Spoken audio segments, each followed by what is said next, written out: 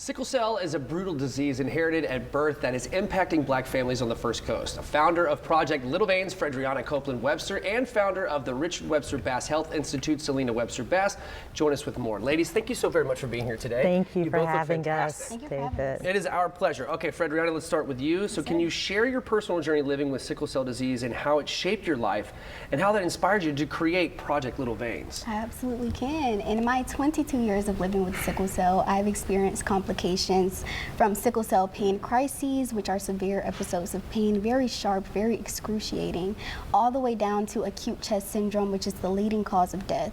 And so I decided to turn my adversity into advocacy, and I founded Project Little Veins, creating big blessings for warriors with the little veins. That's amazing. That's an amazing story. I'd say, so Selena, you founded the Richard Webster Bass Health Institute in honor of your son. So can you tell us about Richard and what inspired you to continue his legacy through advocacy? Yeah, so Richard Anthony was my oldest son. He would have been 28 this year. And he had this gregarious personality, infectious smile. He loved Teletubbies.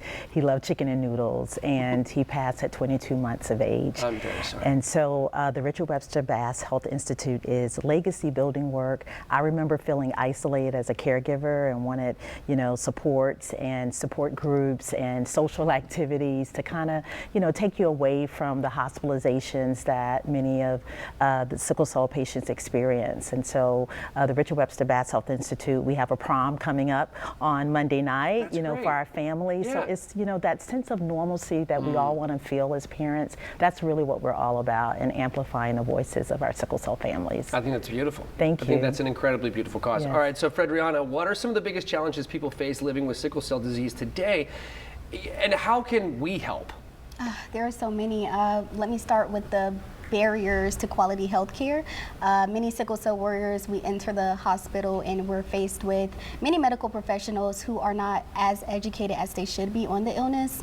And so continued education, passing those bills are very necessary, as well as donating blood and volunteering and supporting our organizations and to make a difference. Absolutely. Okay, so Selena, what can our viewers do to support sickle cell patients in the community? Yeah, so as Fredriana mentioned, giving blood is so important, and so we partner with Life South Blood. And so if anyone wants to host a blood drive in honor of sickle cell warriors, we would love to partner with them.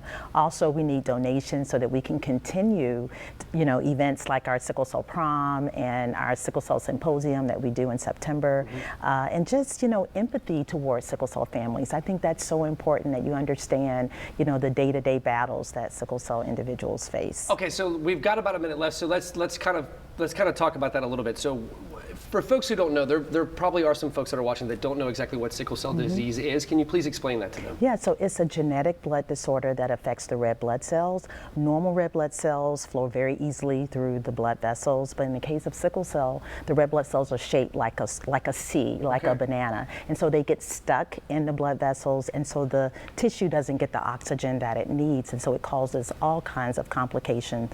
Pain, as Fredriana mentioned, acute chest syndrome, splenic sequestration, and the number one cause of pediatric strokes is sickle cell. Wow. So it is a debilitating disease, and so it's so important that we continue to advocate for research and for education with health professionals around sickle cell disease management. That's amazing. You look fantastic. I'm so what you're doing for the community is phenomenal. So I want to just thank the both of you. Thank you so very much for everything you do for the community and the folks that are about the warriors, as you call them. Yes, sir. Yes. Thank you very much.